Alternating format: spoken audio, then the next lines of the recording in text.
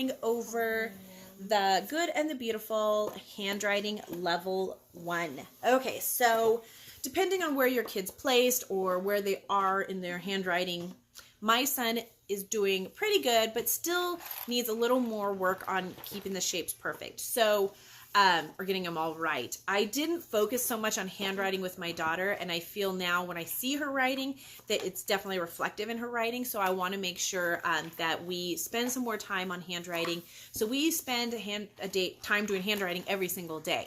It doesn't take long to do it. So for us, we like to do it while I read devotions, and we go over devotions and they just listen to the devotions. So it's a really simple way of doing it, and I absolutely love the handwriting from the Good and the Beautiful. Again, this is the level 1. I like how this one opens this way versus the older packets or the older levels, but I don't know if this is an older book or if this is just because they're younger. I'm not really sure.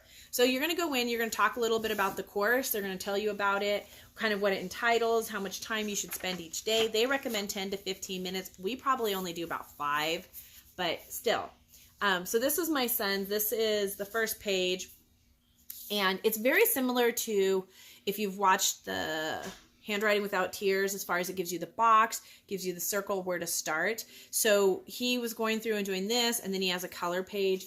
Sometimes it will say, you know, color a picture. Like on this case, it tells him to color something. So he colored it, and it goes through his handwriting.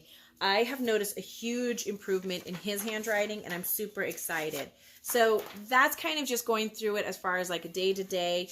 It's not, again, a lot of writing, and so I like that, but some of the letters that are a little bit harder to maybe remember, they spend a little more time practicing them. Let's see, I'm going to get to the end. So by the end of the lesson, let's show towards the end. It also goes over numbers and stuff too, which is nice. But towards the end of the book, you're going to actually get into more words, and it's a little bit smaller. There's a lot of light reflecting there. I don't know if that's better. And that helps too for him, you know, just to kind of get into sentences and stuff. And then you get into a little bit harder things where here you're connecting the dots. You're going from 1 to 40. So that's really nice, like, you know, teaching them even numbers as well. So that's just kind of like a quick overview of the handwriting from the Good and the Beautiful.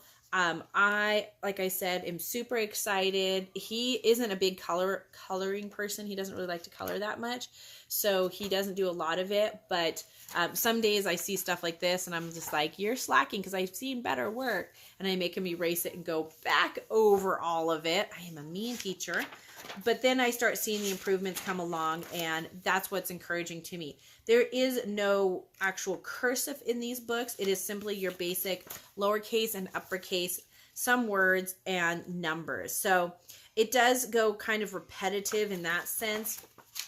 But like I said, by the end of the book, you're writing some really nice words, and you're learning not only that, but like the numbers, like how to spell your numbers. So it's really great because it's actually hitting on some spelling as well.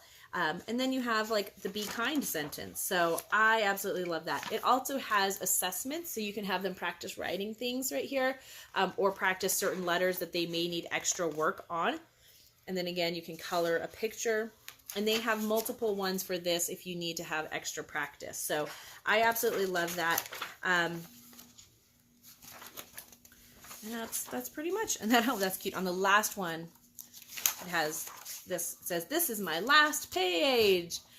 And they have to write that sentence. So I like that it, you know, even helps them learning about spacing between words, capitalization, punctuation, as well as you have your numbers, again, that you're practicing on writing and reading them. So it really kind of reiterates, is that the right word, what they're learning in their actual book versus like their language arts books, that it really kind of overlaps. They all work together so great. And that's one of the great things about the Good and the Beautiful curriculum, is how it all kind of works together. You have geography that works with your history, and then you have the handwriting that works with the language arts, and it just all kind of works together. And I really like that because it feels very cohesive and it just really runs smoothly throughout it. So I absolutely love the good and the beautiful. I am not sponsored in any way, shape, or form. They did not pay me. They did not pay for my curriculum. I bought everything outright.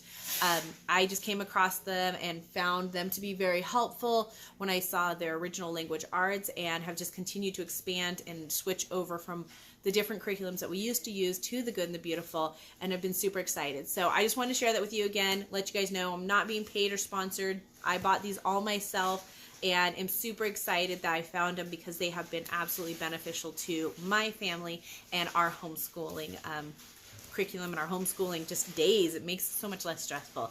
So again, that was the level 1 handwriting, just kind of an overview, flip through. Hope that helped you guys out. Have a beautiful, blessed day. Bye. Jesus, wake me from my sleep. Father, come, breathe breath in me. I'm in the shadow of your wings, overcome by everything. I need your hand, your touch.